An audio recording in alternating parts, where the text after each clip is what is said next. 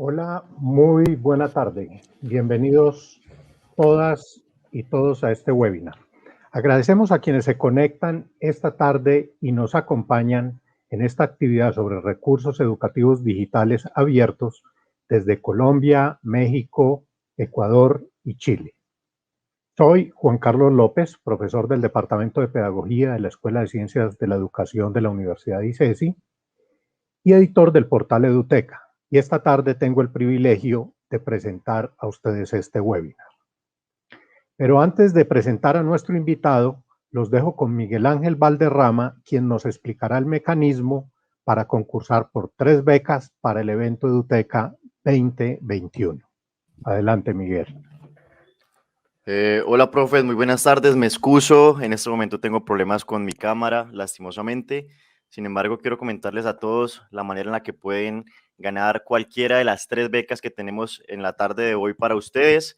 Tienen que seguir, primero que todo, nuestras 3 cuentas en Instagram, @icesi.virtual. Si mis compañeros me apoyan también colocándolas en el chat, se los agradecería. @icesi.virtual, @portaleduteca y @eventoeduteca. ¿Qué tienen que hacer para ganarse la beca? Subir una historia. Recuerden tener su perfil público para nosotros validar que ustedes efectivamente nos sigan a nosotros y que han subido la historia. Suban una historia durante este webinar, tómenle una foto al webinar al momento que más les agrade, al momento que más les impacta, hagan una historia creativa y escríbanos por qué quieren ganarse una beca para asistir a la 10ª versión del evento Eduteca. Al finalizar esta jornada de webinar estaremos mencionando las personas ganadoras. Y eso es todo, profes. Muchos éxitos y los dejo con Juan nuevamente. Bueno, gracias, Miguel, por la información que nos brindas. Este webinar hace parte de la serie de actividades académicas que hemos programado previas al evento Eduteca, que nos menciona Miguel, que este año se llevará a cabo entre los días 12 al 15 de octubre. Les invitamos muy cordialmente a asistir tanto a las ponencias magistrales como a los talleres prácticos que realizaremos en ese espacio. Y bien, para hoy tenemos invitado al profesor Henry Taques, quien también es profesor del Departamento de Pedagogía de la Escuela de Ciencias de la Educación de la Universidad ICESI, en los niveles de pregrado y posgrado, y es coordinador del área de educación y TIC del Centro de Recursos para el Aprendizaje, CREA, de la Universidad ICESI. Esta tarde nos hablará sobre qué son los recursos educativos digitales abiertos, cuáles son algunas estrategias y repositorios que nos ayudan en la selección y uso de dichos recursos. Y también culminará la presentación con la producción de videos como recursos para el aprendizaje y cómo ponerlos dentro de la categoría abiertos. Entonces, sin más, los dejo con nuestro invitado de hoy. Hola Henry, muy buena tarde. Los y las docentes que nos acompañan hoy desde Colombia, Chile, Ecuador, Argentina, te escuchan y quedan a tu cargo.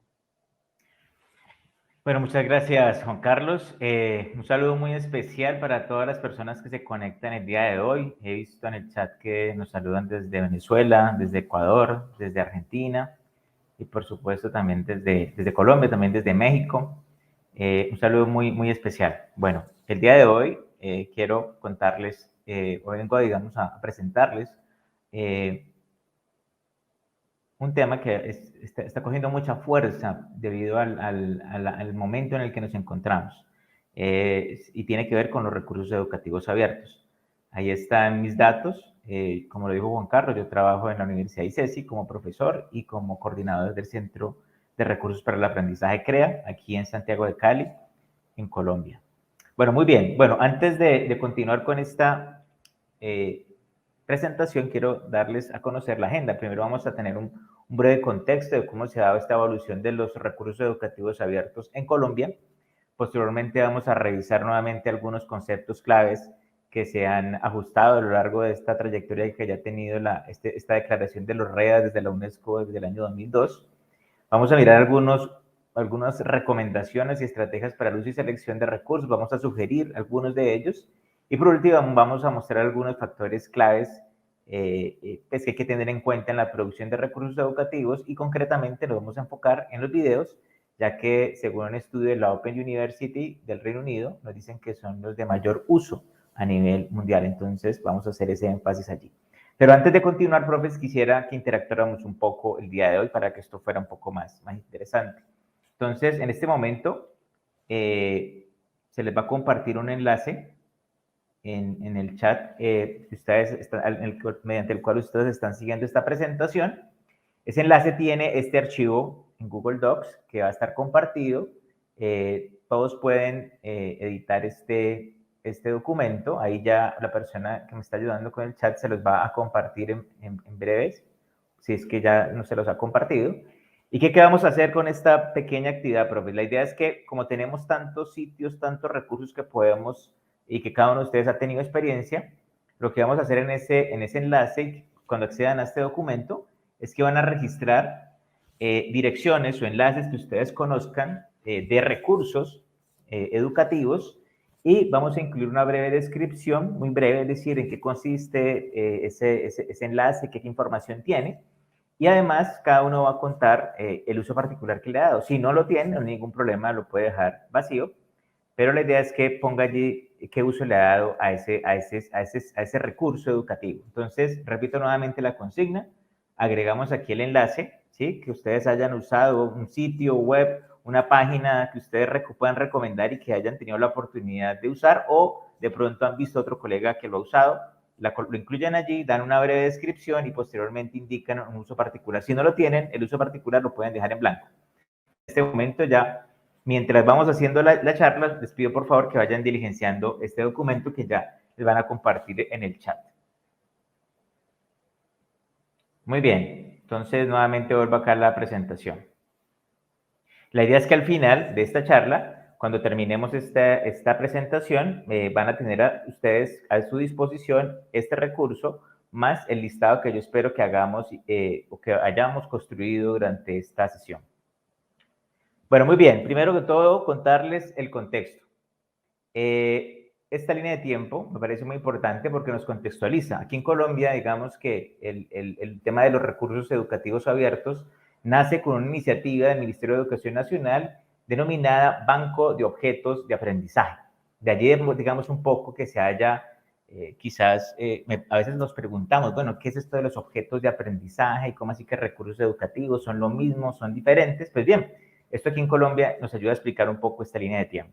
Inicialmente, todo empezó en el año 2005 con una convocatoria que hizo el Ministerio de Educación Nacional de Colombia, donde convocó a la producción de objetos de aprendizaje. Y obviamente se hizo toda una revisión de literatura, de por qué se asumía ese concepto, se definieron todas las decisiones de infraestructura tecnológica, se hicieron talleres, como ustedes pueden darse aquí, se hicieron talleres, se revisó todo el tema de la catalogación, como pueden darse cuenta, se hicieron talleres regionales, se comenzó a construir una política entre las instituciones educativas de educación superior, y finalmente, pues la mayoría de regiones de Colombia, con las instituciones de educación superior, logró consolidar estos bancos, y muchos de ellos se consolidaron a través de lo que se denominó la Biblioteca Digital Colombiana, BDCOL, la cual se constituyó en un metabuscador que accedía, digamos, es decir, en BDCOL no estaban físicamente los recursos, pero estaban los metadatos, de tal manera que cuando alguien quería entrar a BDCOL podía acceder y mediante los metadatos se recuperaba el recurso que estaba alojado en las instituciones educativas. Posteriormente se hicieron unos diplomados, aquí algo para resaltar, precisamente a propósito de las personas que nos saludan desde México. Hubo un diplomado que se hizo en colaboración con Renata. Renata es la red de alta velocidad aquí en Colombia, y el CUDI, que es la Corporación de Universidades para el Desarrollo del Internet. Ambas son instituciones, digamos, que tienen el mismo propósito, que es el de fomentar colaboraciones a nivel académico e investigativo relacionadas con el Internet. Entonces, entre ellas dos hizo un diplomado donde, digamos, se comenzó a trabajar en todo este tema del diseño de los recursos, de los objetos de aprendizaje. Posteriormente, digamos, ya en el año 2010, 2011, digamos, ya allí nuevamente se revisa el tema, se hace una actualización de literatura y ya, digamos, se comienza a hablar de recursos educativos abiertos. Es decir, que los objetos de aprendizaje se convierten a ser un tipo de recurso educativo abierto. Y de esta forma, digamos, Colombia se alinea a toda la estrategia y el concepto de recursos educativos abiertos que propone la UNESCO. Bueno, muy bien. Algo importante aquí, digamos que la UNESCO claramente, digamos, plantea un elemento fundamental para la calidad de la educación y, digamos, se fundamenta en la capacidad, digamos, de construir una sociedad sostenible, un desarrollo intercultural, que haya un diálogo intercultural, y para eso, digamos, los recursos educativos abiertos se convierten en una gran oportunidad para mejorar la calidad de la educación, facilitar diálogo, ¿sí? Políticas de diálogo, compartir el conocimiento, y, bueno, digamos que eso fue como un poco el antecedente en el año 2002. ¿Qué nos encontramos hoy en día? Digamos, a raíz de esta pandemia que indudablemente ha cambiado las prácticas docentes, las prácticas educativas, pues nos encontramos que hoy en día han cobrado mucha fuerza y mucha relevancia. ¿Por qué? Porque hoy en día vemos cómo los recursos educativos abiertos entran en sinergia, digamos, de manera directa con los objetivos de desarrollo sostenible y concretamente con el cuarto objetivo de desarrollo sostenible. En esa medida, digamos, los REA se observan como una oportunidad estratégica para mejorar el intercambio de conocimientos y la creación de capacidades y contribuyen de manera directa al objetivo de desarrollo 4, que consiste en garantizar una educación inclusiva y de calidad para todos y promover el aprendizaje a lo largo de la vida. Digamos que allí nuevamente vemos que el tema de recursos no es solamente una producción individual, sino que cuando lo vemos en colectivo, esto cobra otra dimensión. Muy bien. Para refrescar un poco el tema de, teniendo en cuenta el antecedente que tenemos de objeto de aprendizaje y ahorita nuevamente la conceptualización que tenemos de los REA, pues en la UNESCO en el 2019, digamos, nos dice que son materiales de aprendizaje, digamos que allí hay una pequeña diferencia con el concepto de objeto de aprendizaje, porque allí, digamos, había una precisión más detallada. Digamos que el objeto de aprendizaje decía que debían existir unos elementos de contextualización, unos contenidos y unas actividades. Mientras que aquí esta concepción, digamos, que permite que puedan ingresar una amplia gama de lo que pueden ser recursos. Digamos que la UNESCO en el 2019 los define como materiales de aprendizaje, enseñanza, y aquí hay algo interesante, e investigación. Digamos que esta parte es un poco novedosa, ya que antes se hacía más énfasis solo en la parte del aprendizaje y la enseñanza. Esta vez, digamos, hablamos también no solamente de materiales de aprendizaje y enseñanza, sino también de investigación en cualquier formato o medio, que residen en el dominio público o que están protegidos por derechos de autor y que han sido publicados bajo una licencia abierta. De eso vamos a hablar un poco más adelante, en qué consiste eso de lo abierto. Y la idea es que esa licencia nos pueda permitir el acceso al recurso, la reutilización, la adaptación y la redistribución sin costo alguno por parte de terceros. Es decir, toda una apuesta por la democratización del acceso al conocimiento. Muy bien. Ahora, ¿qué significa esto de abierto? Bueno, según David Way, que es una persona muy reconocida, digamos, en este tema de los recursos educativos abiertos, nos plantea lo siguiente, nos dice que lo abierto significa el conservar, es decir, realizar, poseer y gestionar copias. Nos dice también el tema de la reutilización, y esto es muy importante porque luego son elementos que debemos de tener en cuenta cuando estamos creando o diseñando recursos educativos. Entonces tenemos la reutilización, que implica el utilizar el contenido de diversas maneras, es decir, de acuerdo a los contextos de uso pedagógico y a las necesidades formativas que yo tenga en una acción formativa determinada. Nos encontramos también con el modificar, donde, digamos, quiere decir que ese recurso se puede adaptar, modificar y transformar el contenido. Es decir, esto nos debe dar una pista porque nos debe comenzar a decir, bueno, lo que yo cree debe poder dejar que otra persona lo pueda modificar, adaptar, para que ese contenido se pueda seguir compartiendo. Y está el tema de la remezcla, que implica combinar el contenido original con otros contenidos. Y finalmente la redistribución, que consiste en compartir copias del contenido. De esa manera, estamos hablando del círculo virtuoso que aparece allí en la parte inferior derecha, donde tenemos primero una creación, ¿verdad? Luego una libre, se comparte de manera libre, con el fin de que sea reutilizado y utilizada por todo aquel que desee con el fin de adaptarla de acuerdo a sus necesidades, para revisarla o adaptarla y mejorada en virtud de una licencia libre con el fin de ser redistribuida. Y nuevamente arranca el ciclo de creación de una nueva obra que se deriva de la original. Entonces, digamos que en eso consiste lo abierto. Como pueden darse cuenta, es una forma de promover la cultura de lo abierto, es decir, de que podamos compartir nuestro conocimiento. Muy bien, ¿cuáles tipos de REA nos encontramos? Nos encontramos normalmente, los más frecuentes, libros de texto abiertos, ¿verdad? Tenemos apuntes de clase y presentaciones. Tenemos también multimedia, que hoy en día, debido al alto uso que ya se tiene de recursos educativos digitales y también, digamos, de los cambios que hemos tenido en Internet, pues digamos que se da con un mayor uso. También tenemos los audios, tenemos ilustraciones, tenemos animaciones, tareas y cuestionarios. ¿Cuáles son los tipos de REA más usados por los profesores? Bueno, según un estudio de la Open University del Reino Unido, nos dicen que los REA más usados son los videos. Y esto obviamente tiene mucho sentido, ya que pues, yo creo que sí, todos, digamos, en esta pandemia creo que han hecho uso, bueno, si no, la gran mayoría han hecho un uso de plataformas como YouTube o como Charlas TED, ¿no?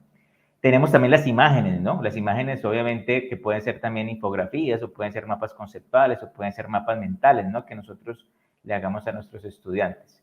También los libros de texto abierto, ¿no? Digamos que esto cada vez más cobra también mucha fuerza y mucha relevancia.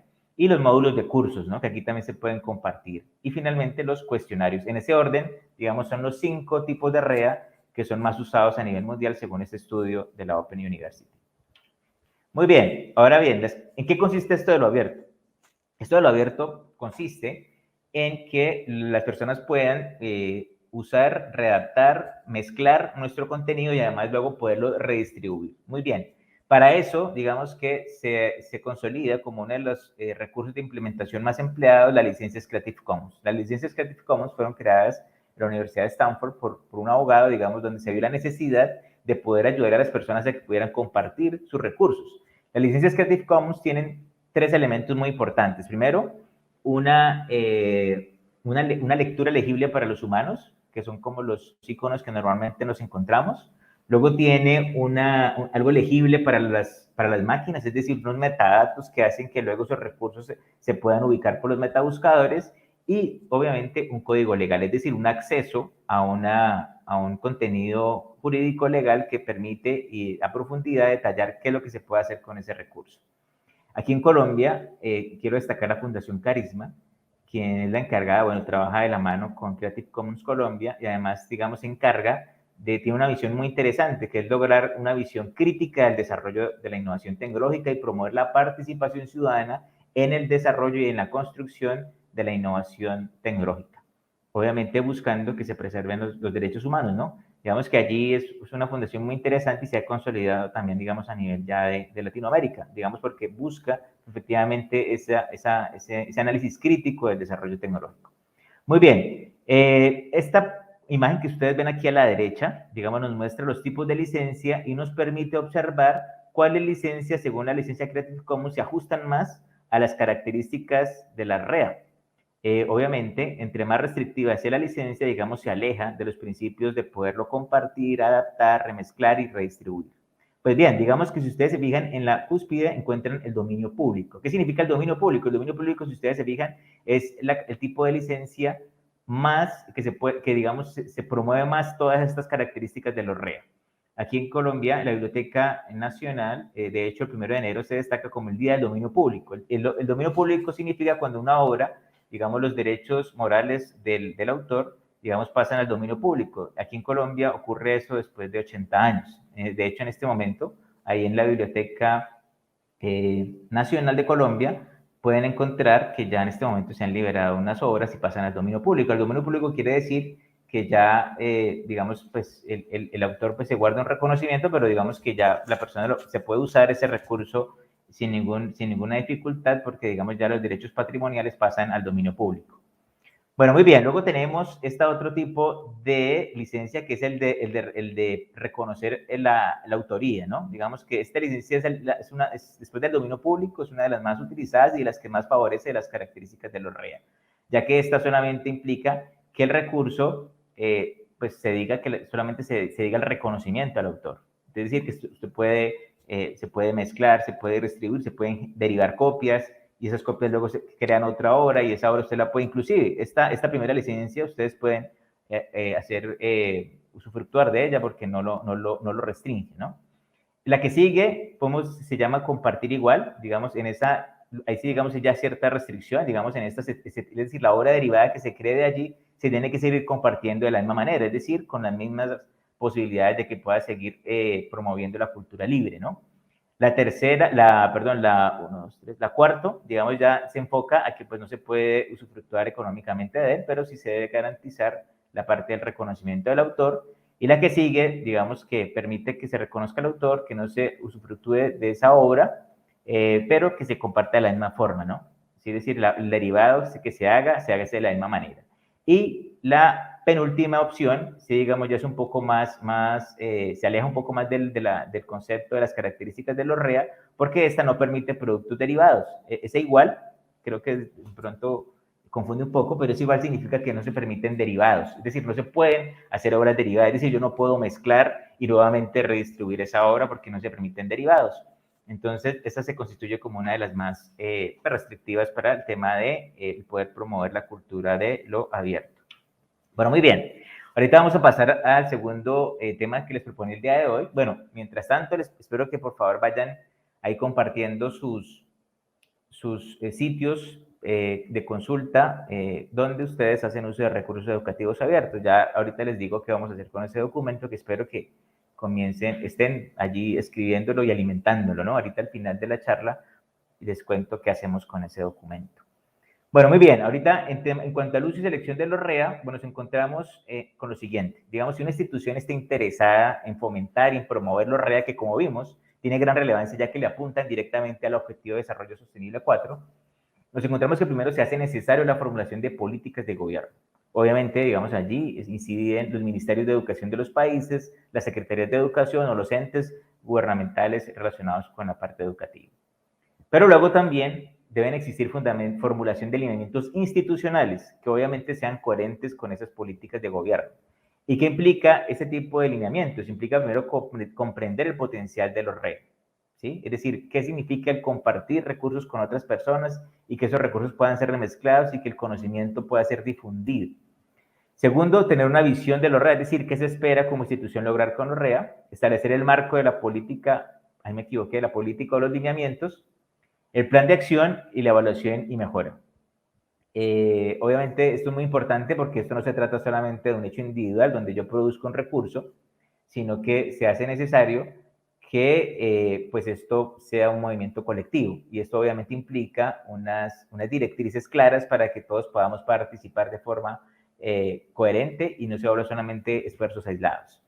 Luego, otro aspecto muy importante está con la creación de los REA. Digamos que allí primero se requieren tomar decisiones de metodologías de desarrollo. Ahí está la metodología ADI, la metodología SURE, que se pueden adaptar para este tipo de producción de recursos educativos abiertos. También tenemos las decisiones pedagógicas en cuanto a qué tipo de recursos se van a producir, cuál va a ser el propósito pedagógico, la planeación de las necesidades formativas y también las decisiones tecnológicas, es decir, qué herramienta de autor vamos a usar, qué diseño visual qué pautas de diseño visual van a tener los recursos, cuál va a ser la arquitectura de la información de esos recursos educativos, su usabilidad, no lo incluyo aquí, pero también el licenciamiento, que es vital, es decir, no solamente basta con que yo haga el recurso, sino que debe estar licenciado y además para que sea recurso educativo y abierto, tengo que buscar cómo lo publico en una plataforma de publicación, es decir, que la institución educativa debe proveer esa infraestructura donde se puedan alojar esos recursos educativos abiertos, que se puedan catalogar, que se puedan organizar para que luego se puedan recuperar fácilmente. Y por último tenemos el tema de la selección y uso de los REA, donde allí se hace un llamado, digamos, a la ampliación del entorno personal de aprendizaje, en lo que tiene especial referencia con la dieta cognitiva, es decir, de qué forma nosotros comenzamos a ampliar nuestro ambiente personal de aprendizaje a través de todo este tipo de recursos que vamos descubriendo y que los vamos ingresando a nuestra mochila de conocimientos. También tenemos el identificar los contextos de uso pedagógico de los REA en la planeación de las experiencias de aprendizaje. Es decir, la idea de los REA es que ahí hay un dilema, ¿no? Lo podemos hacer muy particulares para que funcionen para nuestra experiencia, pero recuerden que también está el hecho de que otra persona lo puede utilizar en otro contexto. Entonces debemos de cuidarnos de que no sea tan específico para que así pueda tener una mejor posibilidad de que otra persona lo pueda reutilizar en otro contexto diferente. Obviamente eso implica que esa otra persona pues le pueda dar un contexto de uso pedagógico de acuerdo a las necesidades de ese contexto particular. Por último, la valoración de la implementación de los REA. Es muy importante hacer un ejercicio de evaluación constante para mirar cuáles aspectos se pueden mejorar y cuáles aspectos se pueden consolidar. Y lo más importante, el compartir la experiencia con la comunidad. Al final les voy a a decir de algunos eventos y de algunas organizaciones que los promueven para que comencemos a ser parte de esta comunidad de los REAS si es que ya no hacen parte con alguna de ellas. Muy bien, aquí voy a citar Henry, una... disculpa, ¿tú puedes ocultar la barra de compartir en StreamYard, por favor? Porque a veces tapa la presentación. Ahí al lado ocultar. Ok, Gracias, qué gracias. pena. Listo, gracias. Bueno, muy bien. En cuanto al tema del uso y selección de REA, digamos que aquí tenemos, este artículo es tomado de Juan Carlos López del portal Eduteca a propósito, donde él hace una adaptación, digamos, acerca de lo que hacen los periodistas cuando van a recuperar una noticia. Pues bien, digamos que se adaptaron para que estas preguntas nos sirvan de orientación para la toma de decisiones en la selección de los REA. La primera pregunta que nos debemos hacer es en qué consiste el recurso X, Y o Z o el recurso ABC. Eso quiere decir que debemos de entender y comprender cuál es el contenido de ese recurso. Segundo, ¿cuándo utilizar el recurso? Es decir, ¿en qué momento de nuestra experiencia de aprendizaje es más pertinente usarlo? Tercero, ¿por qué el recurso ABC es útil para determinado aprendizaje? Es decir, pensarnos de qué forma ese recurso integrado en esa actividad puede contribuir al desarrollo de un saber, de una competencia, de una habilidad o de una disposición. Y cuarto, ¿cómo deberían los estudiantes usar el recurso ABC en un proceso educativo? Es decir, la consigna. Es decir, aquí es fundamental. Recuerden que el recurso no es la experiencia de aprendizaje.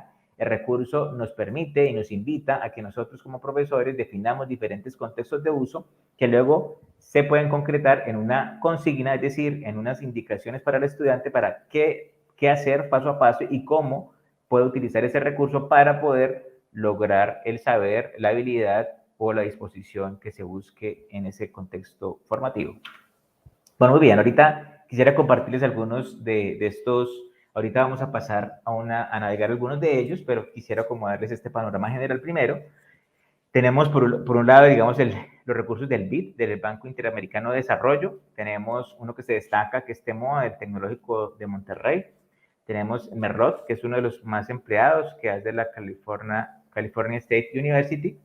Tenemos también el OER Commons, que hace parte, digamos, de un sitio que tiene unos recursos muy interesantes de diversas áreas de conocimiento. Y también nos encontramos con el Open Courseware Consortium, que, digamos, se ha consolidado en algo que inclusive se denomina la educación abierta. Es decir, esto de los recursos educativos abiertos hace parte de algo que se conoce mucho más amplio como educación abierta, ¿no? Muy bien, y en cuanto a portales educativos, bueno, tenemos a nuestro portal Eduteca, que pues es uno de los más importantes a nivel de Latinoamérica. También tenemos el portal Educar de Argentina, del gobierno de Argentina, el portal Educar de Chile, Colombia Aprende, que es el portal educativo de Colombia, portal Ceibal del gobierno de Uruguay y el portal educativo de las Américas. La verdad, hay muchos portales muy interesantes, por eso me di a la tarea de que ustedes me ayudaran con esa lista, con ese documento que está rotando en este momento, para que podamos hacer una base de datos mucho más robusta de todos los portales educativos que existen. Otros recursos tenemos también YouTube Education, tenemos TED, una iniciativa educativa de las charlas TED, es decir, las charlas TED pues, todas las conocemos, pero hay una iniciativa que se enfoca en la educación, es decir, que ya brinda ciertos contextos de uso pedagógico para que los profesores puedan hacer uso de estas charlas TED. Tenemos Khan Academy, que se ha consolidado como uno de los portales más usados en esta pandemia.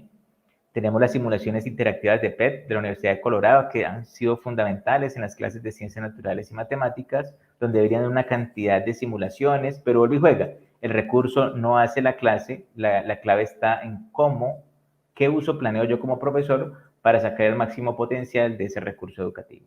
También tenemos el portal Ciencia de la Universidad Autónoma de México y un recurso que es muy reciente aquí en el portal Eduteca, por eso quise hacer ese énfasis, que se llama Matemática Interactiva.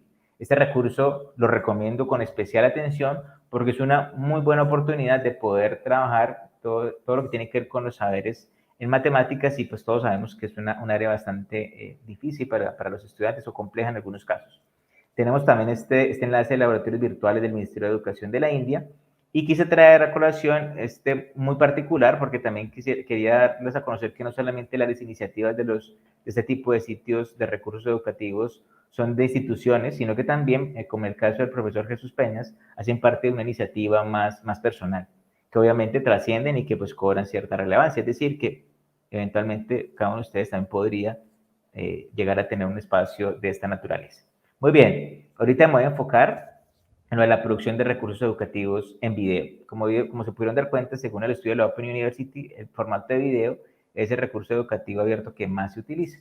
Entonces, quise compartirles este método, esta secuencia de pasos para poder producir recursos educativos en video. Bueno, en primer lugar, se hace necesaria la planeación del recurso. Ahí es fundamental preguntarnos qué espera que aprenda el estudiante. ¿Qué tipo de video voy a elaborar? ¿Voy a hacer un video de presentación, como este que estoy haciendo aquí en este momento? ¿Un video más conceptual, más teórico? ¿Voy a hacer un video tutorial, donde quiero presentar de pronto algún proceso, algún procedimiento, por ejemplo, un ejercicio, cómo hacer un balance de costos en Excel, por ejemplo? O quiero hacer un video de procedimiento, donde no necesariamente tengo que grabar la pantalla de mi computador, sino que ese video se sale a un entorno externo, ¿cierto? Donde yo necesito hacer un video. Por ejemplo, una sala de neonatos, donde yo quiero mostrar cómo los neonatos, pues, cómo se comportan para poder, digamos, obviamente luego hacer una actividad con las personas, con las enfermeras. O con los estudiantes de medicina o de enfermería. Tenemos luego una fase, bueno, para esa fase de la planeación, ahí abajo he puesto unas herramientas que recomiendo, en este caso Miro y Jamboard, que son tableros digitales. Se recomienda porque en esta primera fase de la planeación del recurso, lo que se espera es que haya una lluvia de ideas, que, digamos, se piense creativamente. Lo clave es entender que la creación de los recursos es un proceso iterativo, por lo tanto, todo inicia con una idea, con un insight que nos llega, pero obviamente esa idea se tiene que seguir mejorando a medida que se van, digamos, avanzando. Por eso este tipo de tableros contribuyen a que ustedes puedan comenzar con ideas y a irlas mejorando y a co-crear, que indiscutiblemente funciona mucho mejor. Tenemos también el diseño del recurso. En esta fase del diseño del recurso se hace necesario la definición de la estructura del recurso, la definición del storyboard, que es como lo que va a ocurrir en cada una de las escenas de ese video, luego la escritura del guión, que nos permite ser mucho más precisos y efectivos con lo que se va a decir, el diseño visual, que es muy importante en los recursos educativos, y la elaboración de los insumos que voy a necesitar. Por ejemplo, si voy a complementarlo con infografías, si voy a hacer un mapa conceptual, si voy a hacer alguna representación visual del conocimiento que me ayude a apoyar las ideas que estoy hablando mientras se está haciendo la grabación. Para esta fase se recomienda nuevamente Miro, ya que nos ayuda, pues, a planear, ¿cierto? También se recomienda Google Drive, porque, digamos, allí se pueden hacer este tipo de guiones, pues, en Google Docs, si estamos haciendo una co-creación. También se recomienda Genially, ¿no? Porque ahí podemos, digamos, si quiero hacer una video presentación, la hago en Genially y ahí, digamos, ya tengo un recurso más interactivo. O Canva, ¿no? Donde también puedo allí editar imágenes. Y en la tercera fase hablamos de una grabación del recurso. Ahí, digamos, se recomienda temas de entonación de la voz, el tema de emplear herramientas de grabación de pantalla o editores de video. Si queremos, podemos grabar el audio por un lado y por otro lado vamos construyendo lo que se va a presentar mientras el audio va pasando. Temas de licenciamiento, como ya les indiqué ahorita, y lo más importante, la publicación en un repositorio de acceso abierto. Es decir, para que sea un recurso educativo y llegue a lo abierto, es importante que ustedes busquen la forma de que pueda ser compartido en alguna plataforma de acceso abierto. Pueden ser los repositorios institucionales, que ya ahorita les voy a mostrar algunos ejemplos. Muy bien, para ese momento recomendamos algunas herramientas que han funcionado muy bien, como Screencast-O-Matic, Loom, Screencast-To-File, o el mismo YouTube, que tiene también un editor de video y un editor que se ha posicionado bastante bien, que es Filmora, que creo que algunos de ustedes lo conocen muy bien. Y por último tenemos el uso del recurso. Allí, digamos, la idea es cómo lo vamos a integrar a la experiencia de aprendizaje en un LMS. Y tenemos, por ende, la elaboración de la consigna, la evaluación del uso y el compartir esa experiencia de uso. Aquí es fundamental que como docentes hagamos esa generación de conocimiento de la práctica docente y que podamos compartir nuestras ideas con otros. Eso es muy importante para que así podamos identificar qué aspectos podemos mejorar y así entrar en un círculo virtuoso de mejora continua. Bueno, muy bien, aquí hay otra herramienta que es muy relevante, muy importante, sobre todo si queremos hacer recursos educativos, no en videos, sino en sitios web. Se llama Accelerate, ahorita les hago una pequeña demostración. La ventaja de esta herramienta es que es una herramienta de autor, es decir, se pueden crear todos los contenidos, pueden incluir inclusive, puede ser una herramienta que puede incluir inclusive ya recursos educativos mucho más elaborados, ¿no? Además que es un programa libre, de software libre y de código abierto, y que, pues, nos permite crear una serie de contenidos. ¿Qué características tiene? Que se puede descargar de la web, se puede instalar, pero también hay una versión portable que se puede utilizar. Se pueden catalogar los contenidos y publicarlos en diferentes formatos, como un sitio web navegable, con un estándar educativo, una página HTML para imprimir también, que luego se puede imprimir. Y bueno, que permite diferentes diseños y además que tiene, pues, el licenciamiento abierto, de tal forma, pues, que estamos en el tema de la cultura libre. Bueno, profes, aquí ya casi estoy terminando la parte de la presentación. Antes de pasar a la parte práctica, quisiera recomendarles esta página. Digamos, en este momento, ahorita en octubre, se van a premiar a los ganadores de los premios de los ganadores de la excelencia en educación abierta. Entonces, ahí está el enlace para que aquellos que quieren motivarse con entrar en el movimiento educativos, de recursos educativos abiertos, pues puedan ingresar aquí a esta página, hacerle seguimiento y el próximo año hacer parte de esta convocatoria. Bueno, antes de ponerle esas preguntas para reflexionar, quisiera pasar aquí un poco a la práctica. Bueno, profe, muy bien. Aquí tenemos ya, miren, la inteligencia colectiva nos ha funcionado muy bien. Aquí tenemos este documento ya que ustedes han ido aquí elaborando, y ahorita lo que quiero hacer es que a este documento, profes, le voy a poner una licencia de uso para que así haga parte de toda esta presentación que hemos creado con ustedes el día de hoy. Muy bien, entonces voy a explicar aquí, Creative Commons. Cuando ustedes llegan aquí en Creative Commons, que es, como les decía ahorita, es una forma de licenciar nuestros recursos, ¿cierto? De una forma fácil y rápida, como lo van a darse cuenta. Entramos aquí a la página Creative Commons, luego entramos aquí en compartir tu trabajo, ¿verdad? Voy a grabar voy a aquí aprovechar y voy a hacer uso de este Screencast-O-Matic para de una vez que quede grabado como recurso esta explicación que estoy dando. Bueno, sí, espero que cargue. ¿Sí cargó?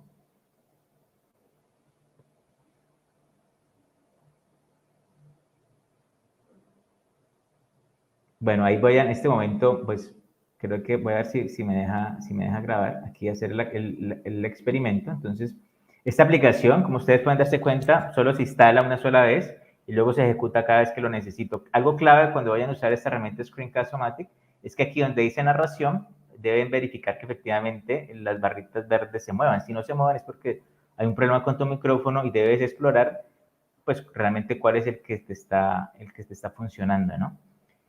Bueno, tiene otras opciones, pero pues el tiempo no nos da para explicárselo. Lo importante es que es una herramienta que graba la pantalla y aquí voy a hacer un ejemplo de un video de tutorial, ¿no? Bueno, muy bien, aquí voy a explicar entonces rápidamente cómo crear una licencia Creative Commons. Aquí ingreso al sitio que se puede observar aquí. Posteriormente entro aquí donde dice compartir tu trabajo.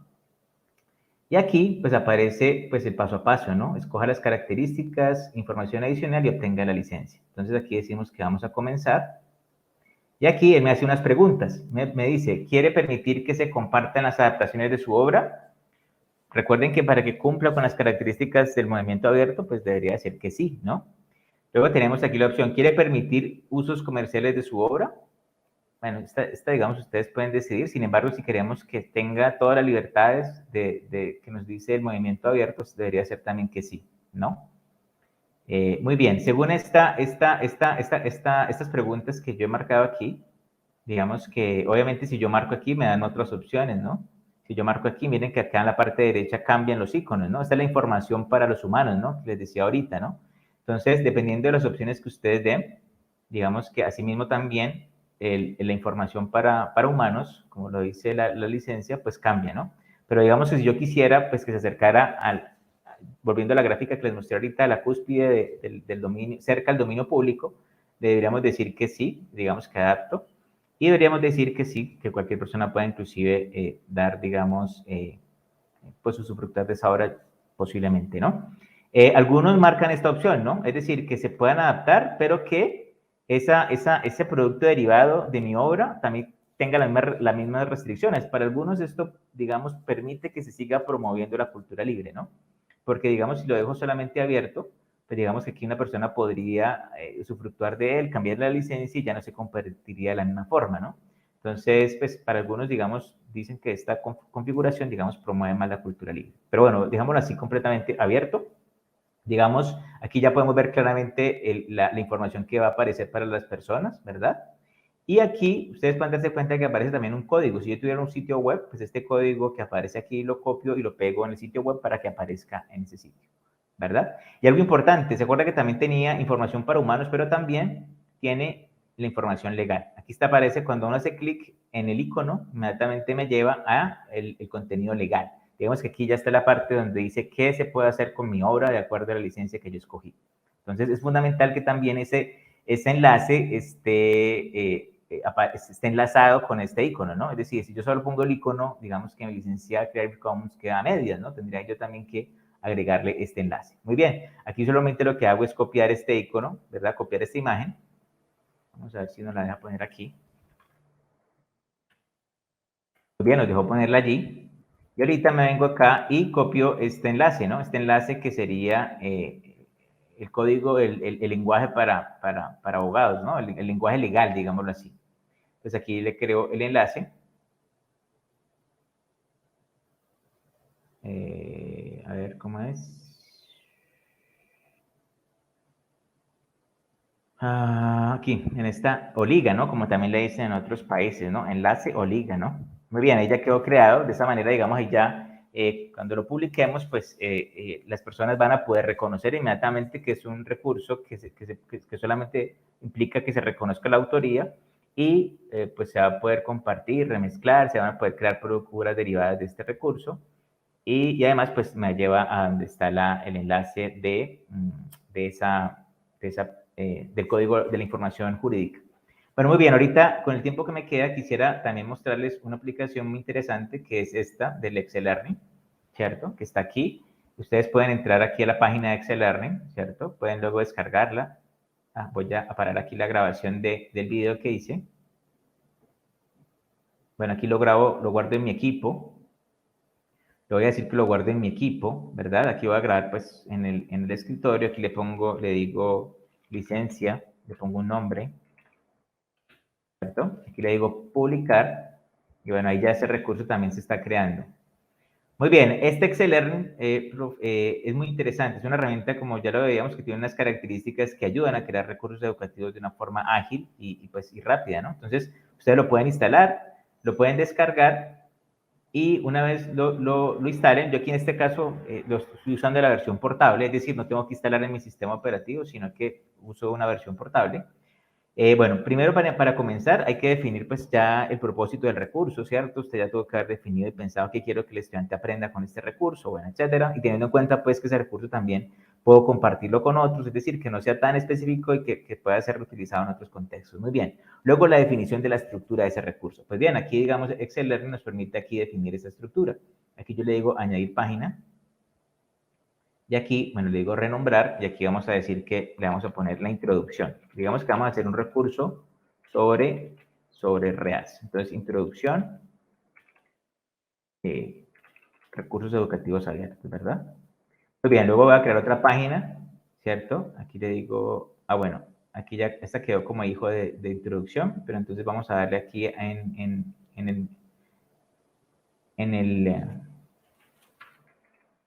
nodo inicial. En el nodo principal vamos a crear algo que se llame licenciamiento. El horreo. ¿Sí? Bien, digamos que ahí ya ustedes pueden darse cuenta que tenemos dos niveles. Aquí ustedes pueden con esto un poco revisar cuáles se pueden, digamos, ajustar, pues de acuerdo a la estructura que estén definiendo. Y luego, cuando se ubican aquí en esta página, en la parte derecha, ustedes pueden agregar contenido. Aquí pueden agregar texto, es decir, aquí pueden poner un texto, digamos, inicio, ¿verdad? Y aquí pueden comenzar a escribir, digamos, escribir el contenido que va en ese nodo de este sitio web o de este recurso educativo. Aquí le dan guardar y de esa manera mira que aquí ya he colocado introducción al REA y aquí ya comenzó a agregarse contenido. Y además yo también en esta introducción podría crear si quisiera una actividad y él aquí inmediatamente me permite crear una actividad. Yo puedo poner aquí actividad 1 y aquí pongo la consigna de la actividad. Es decir, aquí se pueden crear recursos abiertos, educativos, mucho más, con una mayor complejidad. Consigna de la actividad. Muy bien, listo. Aquí le digo guardar. Miren, aquí ya me quedó el inicio. Aquí yo puedo editar nuevamente esta parte, este momento, digamos, de ese ítem. ¿Cierto? Aquí le digo guardar. Y aquí también luego, si quiero, puedo modificar la actividad. ¿Y cómo lo verían mis estudiantes? Aquí hay un botón que dice visualización previa. De esta manera, miren, yo ya rápidamente creé un recurso y este recurso luego, una ventaja que tiene esta aplicación es que pues queda empaquetado con un estándar SCORM que se puede, digamos, compartir entre diferentes LMS, es decir, entre diferentes sistemas de gestión de aprendizaje. Y también, digamos, que se empaqueta para que luego pueda ser subido de una manera fácil a un repositorio de recursos educativos abiertos. Recordemos que no solamente basta con que yo haga el recurso, sino que tengo que buscar una plataforma donde pueda ser catalogado, es decir, donde se le agreguen los metadatos, que es un elemento muy importante para que pueda ser luego localizado y pueda ser accedido desde diferentes buscadores. Aquí voy a mostrar algunos ejemplos. Aquí en la Universidad de ICESI contamos con este repositorio, se llama Biblioteca Digital, y aquí alojan muy buena parte de la información de estudiantes y profesores, ¿cierto? También tenemos aquí este repositorio de la Organización de Estados Americanos. Aquí está el portal de Educar Argentina. Aquí está el Matemática Interactiva, que les hago esa recomendación para que lo puedan integrar a sus clases. Aquí tenemos el Open Education Global, que es una iniciativa, digamos, que tiene que ver con este tema del movimiento de la educación abierta, ¿no? Aquí es donde está los eventos que hacen y la invitación que les hacía para el premio de recursos educativos que se va a llevar a cabo ahorita en octubre. Acá ese es TEMOA, el repositorio institucional del Tecnológico de Monterrey, ¿sí? Que es digamos, tiene una gran variedad de recursos muy interesantes.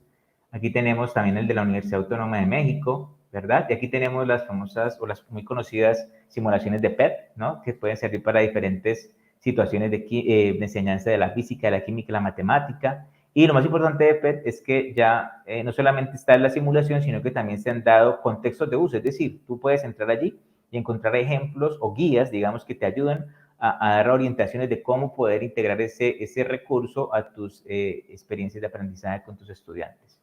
Bueno, muy bien. Acá, ¿qué más tenemos? Bueno, acá tenemos este repositorio de la UNAM, ¿cierto? Si ustedes quieren de pronto mirar si su institución tiene un repositorio, solamente ponen en Google repositorio institucional y ponen el nombre de la universidad. Por ejemplo, repositorio institucional Universidad de Chile, repositorio institucional Universidad de Córdoba, y muy seguramente es posible que tengan uno. Aquí hay un ejemplo de la Universidad Autónoma de México, pero aquí en Colombia tenemos, por ejemplo, el repositorio de ICESI, pero también tenemos el repositorio institucional de la Universidad de los Andes, el repositorio institucional de la Universidad Nacional de Colombia. Y estos repositorios, digamos, tienen una gran ventaja y es que, pues, tienen recursos que, pues, han sido validados, han sido producto de esfuerzos académicos y que, pues, tienen una gran probabilidad de una calidad en este tipo de recursos.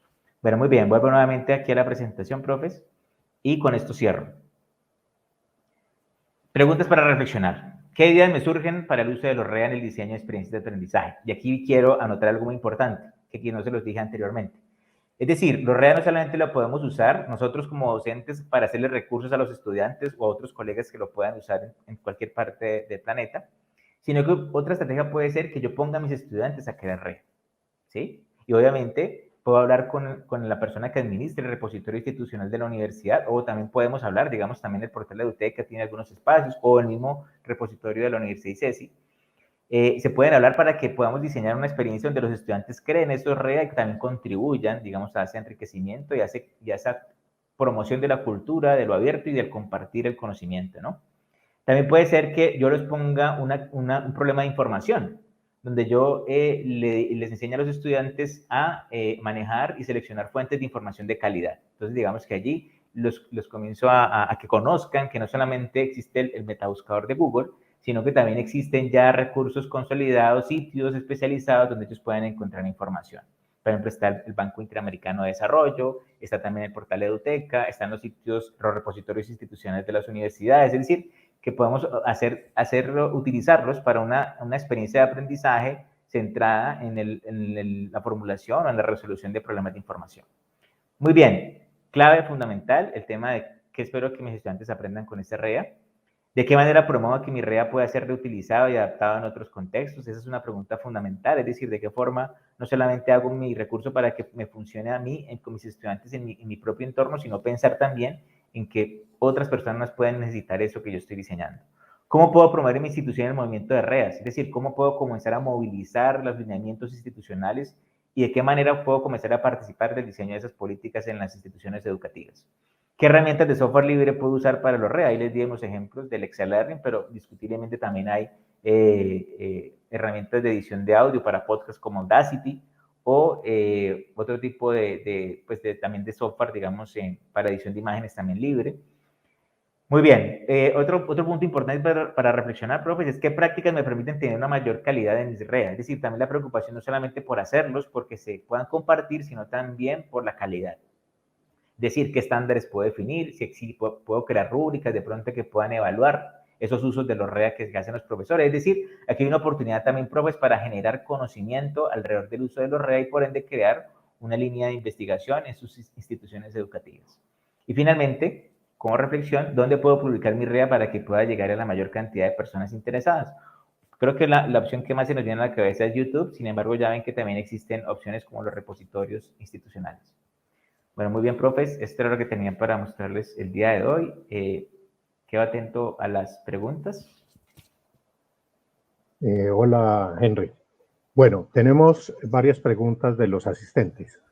Wargi nos pregunta, ¿qué tan importante considera usted que los docentes aprendan a programar? Esto es, utilizar lenguajes de programación para realizar mejores recursos digitales y evitar sesgos en los REA.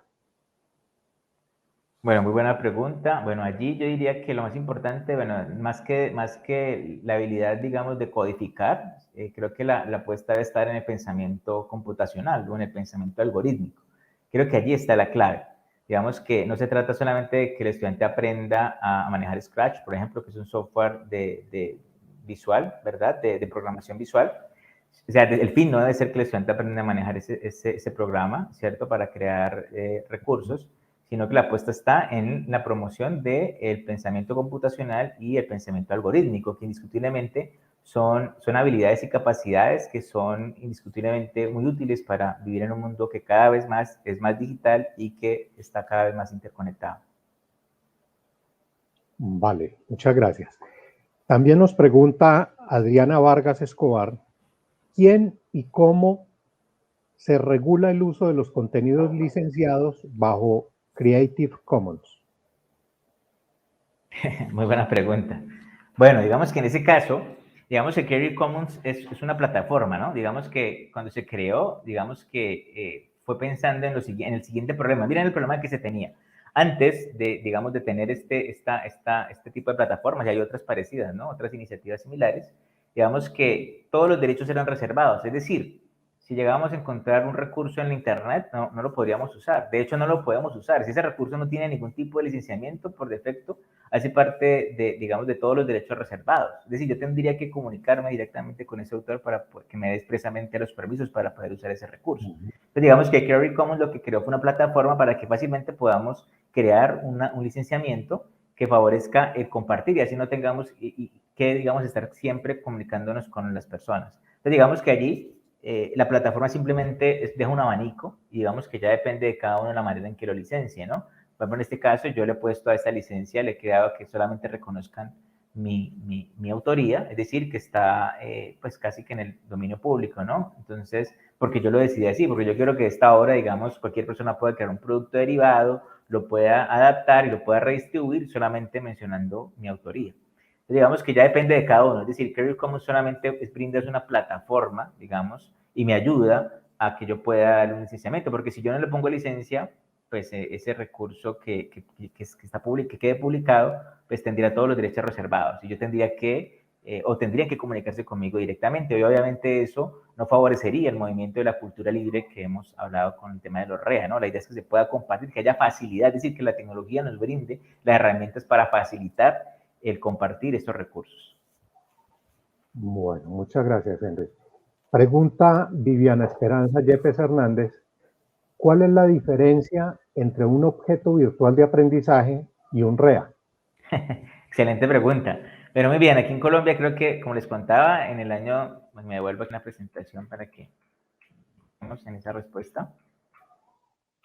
Digamos que en el año 2005 se creó la iniciativa, ¿no? Que les contaba. Sin embargo, digamos ya hacia el año 2010-2011, digamos que ya los objetos de aprendizaje pasaron a catalogarse como recursos educativos abiertos. Porque digamos que el concepto de recurso educativo abierto es mucho más amplio. Entonces, digamos que para respondernos de manera rápida, los objetos virtuales de aprendizaje o OAS, como también se conocían, son un tipo de recurso educativo abierto.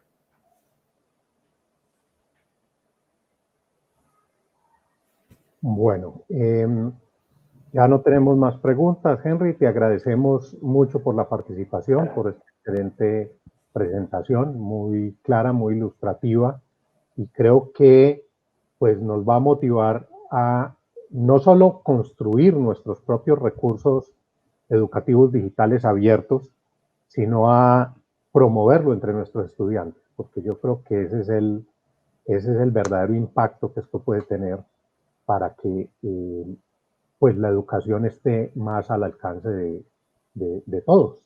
Aquello que nos plantea UNESCO, y tú mencionaste al comienzo que esto está amarrado a los objetivos de desarrollo del milenio. Entonces, yo creo que por allí es que los docentes tenemos que funcionar de manera proactiva para que eso se dé. Entonces, pues muchas gracias.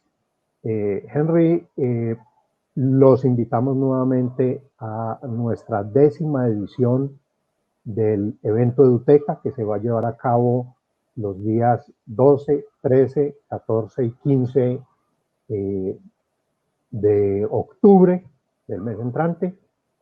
Allí los esperamos, vamos a tener conferencias plenarias, vamos a tener charlas simultáneas y vamos a tener talleres, más de 90 talleres disponibles para ustedes. Por favor, no se olviden de entrar al enlace que está allí en el chat para que puedan solicitar su certificado de asistencia a este evento. Entonces, gracias, Henry. Muchas gracias, Juan Carlos. Yo quisiera, antes de cerrar la transmisión, de agradecerles a los participantes, porque veo que aquí entre todos han construido un documento muy interesante que tiene muchos más enlaces de recursos educativos. Entonces, digamos que este enlace con este documento también se lo voy a incluir en la presentación para que lo puedan seguir usando. Y miren que aquí hemos creado un recurso entre todos mientras transcurría esta charla. Les agradezco mucho su nutrida participación. Vale, muchas gracias, Henry. Y les recordamos que tanto la presentación como el enlace al video para estar públicos en EduTeca.